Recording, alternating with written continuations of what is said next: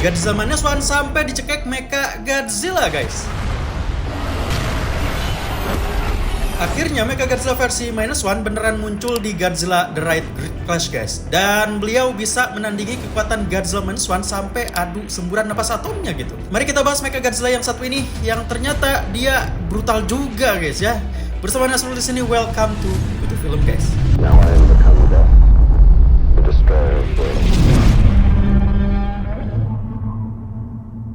Perasaan baru kemarin ya Mimin bilang kalau Mimin gak suka Mecha Godzilla yang gerakannya terlalu luas gitu. Mecha Godzilla Minus One ini malah sampai nyekek Godzilla gitu. Sampai dibanting lagi ya. Jadi kemarin wahana 4D Godzilla The Right Great Clash udah ada teasernya, dan di sini kelihatan gimana konsep perkelahian antara Godzilla Minus One dengan Mecha Godzilla yang desainnya itu keren banget gitu ya. Ternyata kalau dilihat-lihat Mecha Godzilla ini punya postur kayak Mecha Godzilla yang ada di film Ready Player One, guys.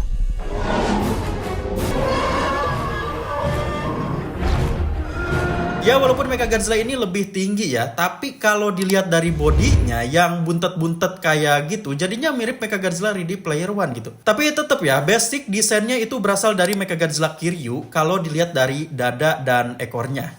Dan ternyata kalau kita lihat foto figurnya yang udah tersebar di Twitter, ada sedikit vibe Mecha Godzilla Monsterverse, guys. Mimin tuh sering bilang kalau Mecha Godzilla Monsterverse itu kayak ada botak-botaknya gitu. Ternyata Mecha Godzilla ini juga botak. Cuman karena elemen-elemen di tubuhnya kayak lebih besar, kayak lempengan besi di lehernya, tangan sampai paha lebih besar gitu ya. Jadinya dia kayak lebih berisi, guys. Gak kayak Mecha Godzilla Monsterverse yang terasa cungkring.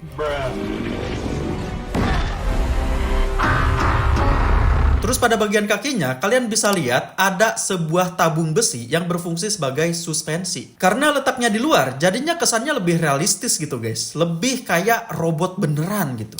Dan ya, karena desainnya ini, dia memang terlihat jauh lebih realistis dibandingkan Mecha Godzilla Monsterverse gitu, guys. Cuman ya itu, di luar perkiraan Mimin yang tadinya Mimin kira dia bakal punya gerakan-gerakan realistis kayak Godzilla Minus One gitu ya. Tapi ternyata gerakannya sangat mirip karakter-karakter kaiju organik yang luas banget gitu, guys. Sampai sesepuh ini dicekek gitu. Oh iya, nama lengkap Mecha Godzilla ini adalah Kiju Type O G Breaker. Mimin belum tahu makna sebenarnya nama tersebut kalau berdasarkan Takashi Yamazaki-nya gitu. Khususnya kata Kiju. Kalau G Breaker kayaknya merujuk ke Godzilla Breaker atau penghancur Godzilla gitu, guys.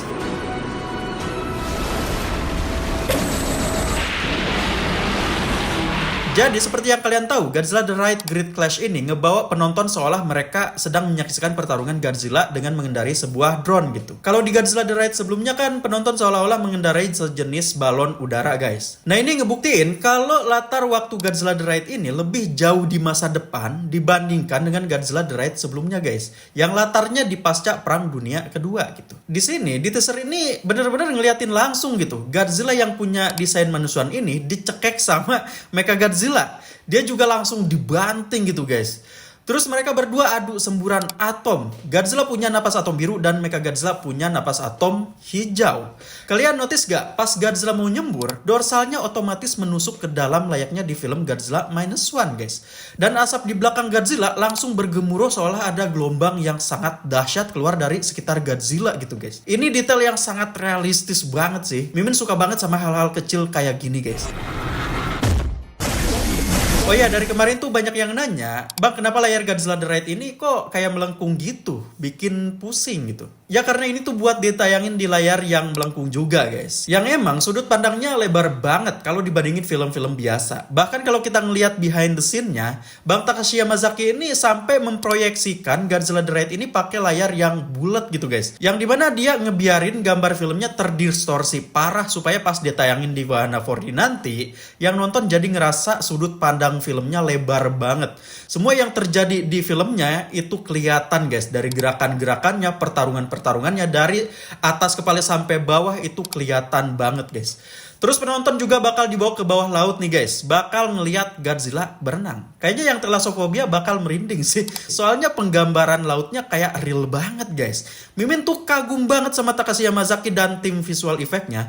Mereka bisa nyiptain sesuatu hal yang katanya sangat sulit dilakukan pakai CGI, guys. Bahkan sekelas Hollywood pun kadang gak mampu gitu ya. Yaitu memvisualisasikan air secara realistis. Tapi Takashi Yamazaki dan timnya bisa loh bikin air yang realistis kayak gini guys. Gak heran sih film Godzilla Minus One menang kategori Best Visual Effect di Oscar. Adegan dikejar Godzilla ini punya visual yang keseluruhannya hampir realistis guys. Terutama di bagian airnya gitu.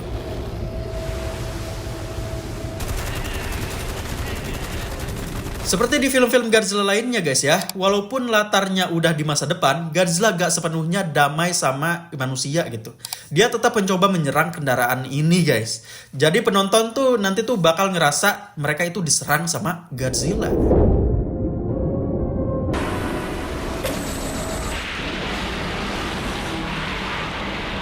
Oh ya, di video sebelumnya Mimin berspekulasi kalau misal Mechagodzilla ini beneran muncul di film Godzilla Minus One berikutnya gitu ya, itu pasti bukan di film Godzilla Minus One 2 guys, melainkan di beberapa film setelahnya ketika latar filmnya sudah jauh dari latar Perang Dunia Kedua, kalau franchise Godzilla ini bertahan lama gitu guys. Dan benar aja, Godzilla The Right Great Clash ini ngasih gambaran di latar apa Mechagodzilla ini bisa muncul, yaitu di masa depan di mana teknologi sudah jauh lebih canggih guys. Kendaraan umum, kendaraan militer, hingga manusia udah bisa menciptakan robot cloningan Godzilla super canggih ini. Dan pada akhirnya Godzilla The Right Great Clash ini secara terselubung ngegambarin kalau Takashi Yamazaki pengen Godzilla versinya bertahan lama di layar lebar dan punya cerita yang lebih luas mengembalikan era kejayaan Godzilla guys. Contohnya di era Heisei, satu karakter Godzilla benar-benar bertahan lama dari tahun 80-an sampai akhir 90-an guys, dengan menghadapi musuh-musuh terkenal di dunia Godzilla. Sehingga Godzilla di era Heisei itu sangat memorable banget gitu guys ya.